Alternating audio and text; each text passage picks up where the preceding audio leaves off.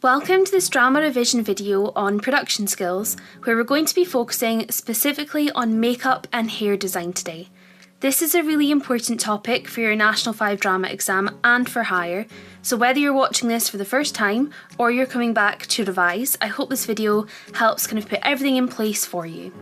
By the end of this video, you should hopefully feel confident knowing your key products, understanding the role of a makeup and hair designer, and of course being able to write about all of this clearly and effectively in your exam. So let's get started. When most people think of theatre, they probably think of costumes or lighting first, but makeup and hair are just as important. In fact, they are often what the audience sees most clearly when they're looking at an actor's face. A really good performance can be enhanced by a really good makeup design, and a poor makeup choice can distract your audience and undermine the work of the actors, the cast, and the whole production team. This area of production is both a creative and a technical skill, and it requires a lot of planning and knowledge, which is exactly what we're going to go through right now. The first thing to understand is, why do actors wear makeup on stage at all? The main and most practical reason is that stage lighting is incredibly powerful and quite harsh. Without makeup, an actor can look completely washed out under the bright theatre lights. Their natural skin tone, features and expressions can disappear entirely, meaning the audience struggles to read their face, and even from a short distance away.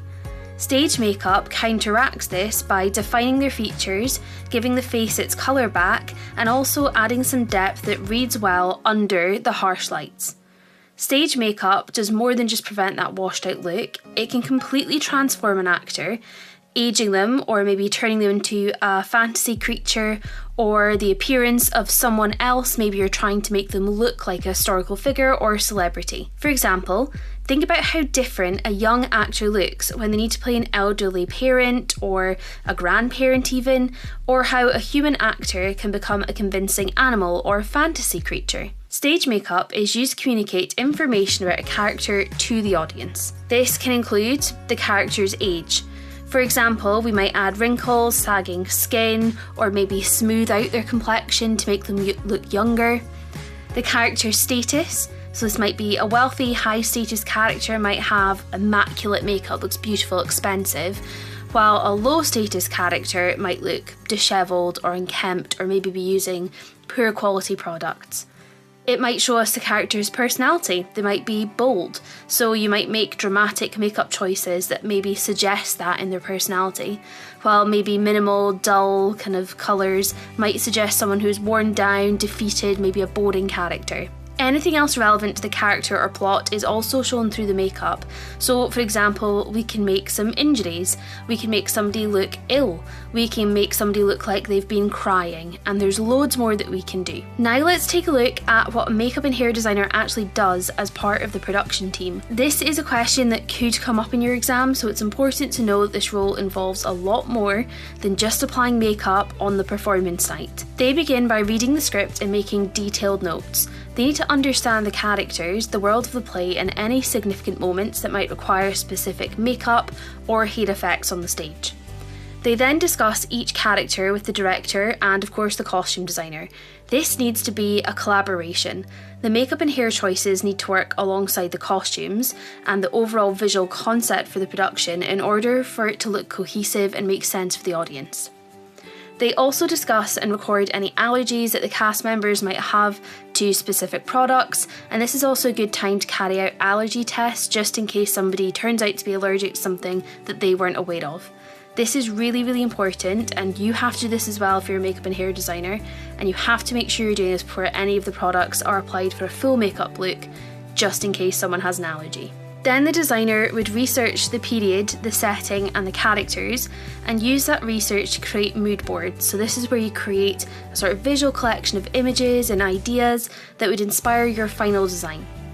Using the mood boards, they would then design the makeup and hair for each character. You would produce detailed sketches, diagrams, face charts showing exactly what products will be used and how they will be applied. They would then create and practice any special effects that would be required.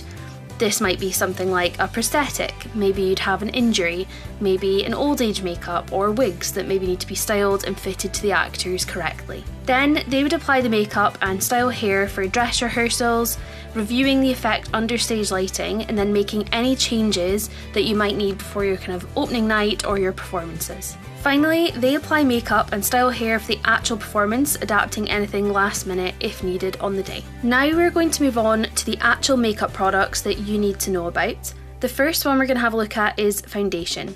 Foundation is a skin-coloured product that creates a base for makeup and evens out the skin tone, and it comes in liquid, powder and cream form. In stage makeup, foundation is essential because it creates that uniform, smooth base that all the other products can then build upon. It also helps counter effect like the harsh stage lighting on your skin, so again, instead of looking washed out, you have your natural skin tone back. When you're writing about foundation in your exam, make sure you tell us why you're using it. Don't say, I would use foundation. Say what it does and why it's useful for your character or your production. Next is highlight. Now, loads of people write about this in the same way they would write about normal everyday beauty makeup, where highlight is kind of like that shimmery product that you would put on your face. This is not the same thing, so please be really careful when you're writing about this. Highlight uses liquid, cream or powder products to make an area of the face appear lighter. This might sound really simple, but it works really well on stage, can be really effective. In everyday makeup, as I said, highlight is often used to kind of give you a glowy effect, whereas on stage, highlight is used a lot more dramatically. So it's often used to create the illusion of wrinkles. So if you apply a light highlight directly above a shadow, the contrast creates the appearance of a raised area of skin, like the ridge of a wrinkle. As you can see in the example on screen, this technique can be really effective for aging a performer. It can also be used to make a particular facial feature, such as a brow bone, a cheekbone, a nose for example, to stand out on the stage. Closely related to highlight is shading, and shading uses a liquid, cream or a powder product, and it is not called contour. Please be careful with this. Again, do not get your stage makeup and your beauty makeup mixed up. Shading makes an area of the face appear darker, which has the opposite effect of a highlight.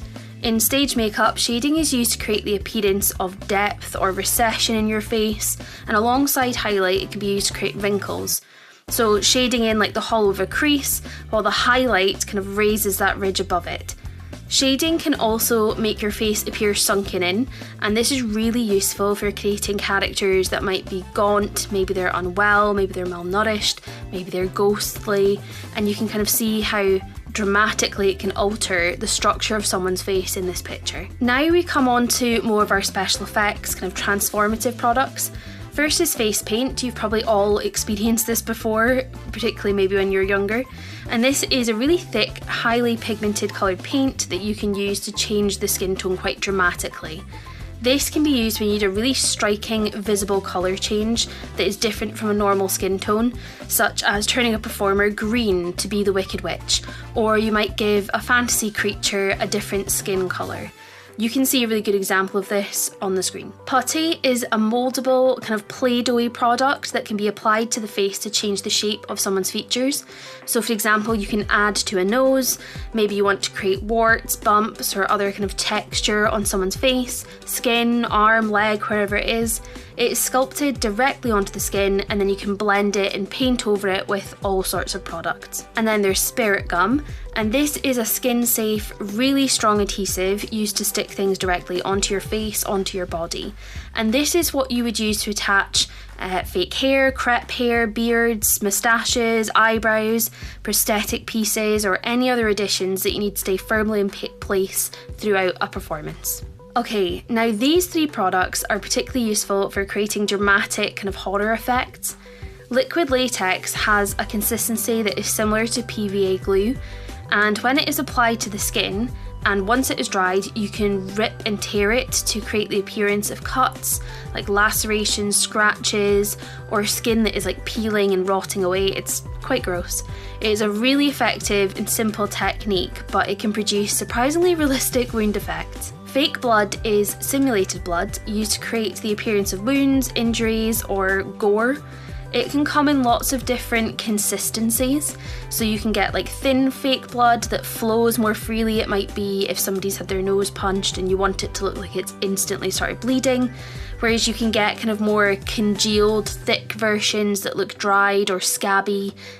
They're all quite a bit gross, but just know there's a whole range of fake blood out there that you can look up on the internet if you're interested. Tooth enamel is essentially like nail polish, but this is designed to put obviously on your teeth.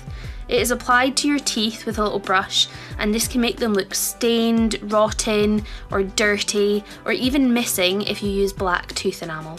This is a really good detail for characters like villains or witches, or for anyone who's meant to kind of appear like their appearance hasn't been taken care of. Next up we have a bruise wheel, and this is one that you might have seen before.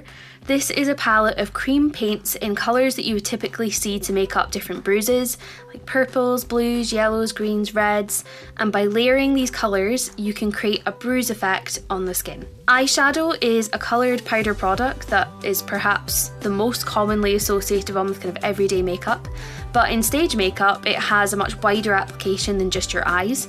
It can be used to change the tone of the skin around the eye area, it can create depth and shadow, it can alter the shape of your eyes, you can add like eye bags, loads of different things you can do with eyeshadow. Lipstick is a cream or liquid product used to change the colour of the lips. In stage makeup, lipstick choices can tell the audience a huge amount about the character. Just like a vivid, bright red lipstick might suggest somebody is confident, maybe they're glamorous. Whereas if you have somebody that has like pale, washed out lips, they might be exhausted.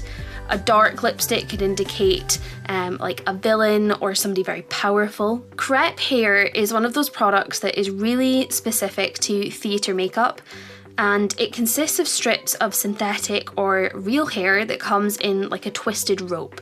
You unravel it, you then comb it out, and you use spirit gum to apply it directly to someone's face. And this allows you to create realistic looking beards, mustaches, bushy eyebrows, or any other sort of facial hair that you might want. It can be really convincing and looks really good on stage. Stubble is created slightly differently. You might want to use a face paint or a cream paint and a stipple sponge. And a stipple sponge is quite spiky and it has quite a porous texture, and when dark face paint or product is applied through it onto the skin, it creates like a dotted grainy effect that mimics the appearance of short stubble.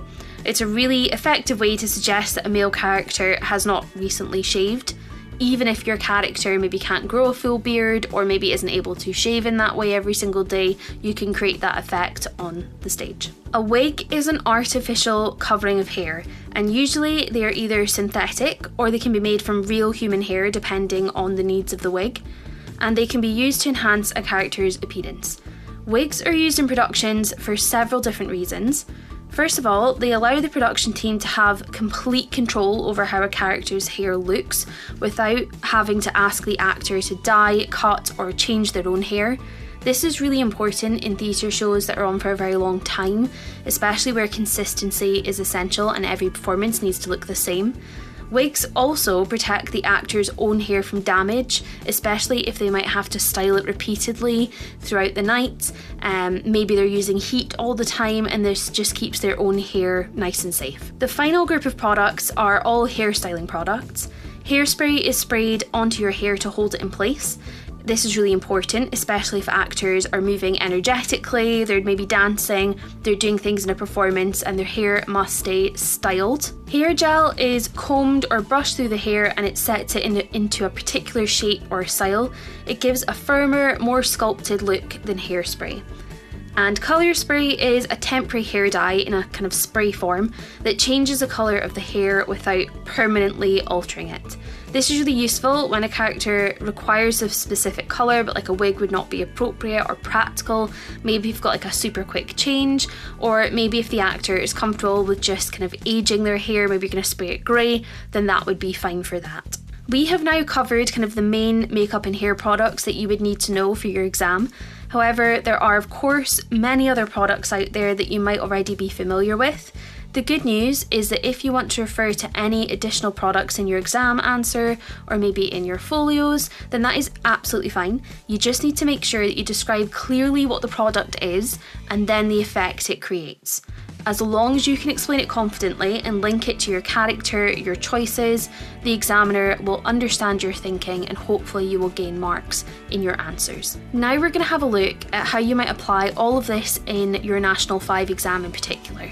You might be asked to write about makeup and hair in your written exam, so it's important to know how to structure your answer in order to gain the most marks possible. So here's an example question from a past paper. It says, choose 2 characters that have a different status in your drama. Explain how you would use hair and makeup to show these different statuses to an audience. Justify your answer for 4 marks. Breaking this question down is really important. It is worth 4 marks and asks us about 2 different characters, so that straight away tells us that there should be 2 marks available for each character. There are 2 command words here, explain and justify, and they're doing different things. When you explain, you are describing what the makeup and hair actually looks like. So tell me the specific products, the choices that you have made. When you then justify it, you're giving a reason for these choices and explaining how and why they communicate the character's status to the audience. So for each character, you need, for 1 mark, explaining what the makeup and hair looks like, and then for your 2nd mark, justifying how this shows their status to the audience. Now let's look at a model answer. I've written, the first character in my drama is Marissa, a police officer who has a high status. I would have her wearing foundation on her face, pink blush on her cheeks, mascara and a bright red lipstick neatly applied. Her hair would be pulled back into a neat bun at the nape of her neck. This would show the audience that Marissa is well put together, well groomed and takes care of her appearance. This gives her a high status as she comes across as being in control and takes pride in looking professional at her job. The second character in my drama is Aileen, a criminal who has a low status. I would have her hair high up in a messy bun with pieces falling out everywhere. There would be a large cut on her face made with scar wax, painted with a bruise wheel and with fake blood dripping from it. Aileen would also have a fresh purple bruise on her arms and knuckles, created with a bruise wheel. There would also be smudges of dirt on her arms and face, made with brown cream paint. This gives Aileen a low status as it would show the audience that she has recently been in a fight and that she is lost. The dirt on her arms and face, along with her messy hair, indicates that she has not been taking care of herself and looks unkempt. This answer contrasts the 2 characters, thinking about how controlled and polished and clean Marissa looks versus Aileen, who maybe feels a bit chaotic, maybe she's neglected her appearance. The products are named and the justifications are always linked back to the character's status. So this is what you need to do in order to achieve full marks in your exam. Now it is your turn, so pause the video here and have a go at answering the question that we've just practiced. And once you've done that, try the 2 other questions below that one. The 2 new questions are, describe a key moment in your drama, explain how you would use hair and makeup to enhance this key moment for 2 marks, and choose 2 makeup products and describe how each of these makeup products could be used in theatrical makeup for 2 marks. When you write your answers, think about everything that we've covered in today's video. Remember to name your specific products, explain what they look like and how they are applied, and most importantly, always justify your choices. Remember, you're telling the examiner what effect they created and why it is right for your character.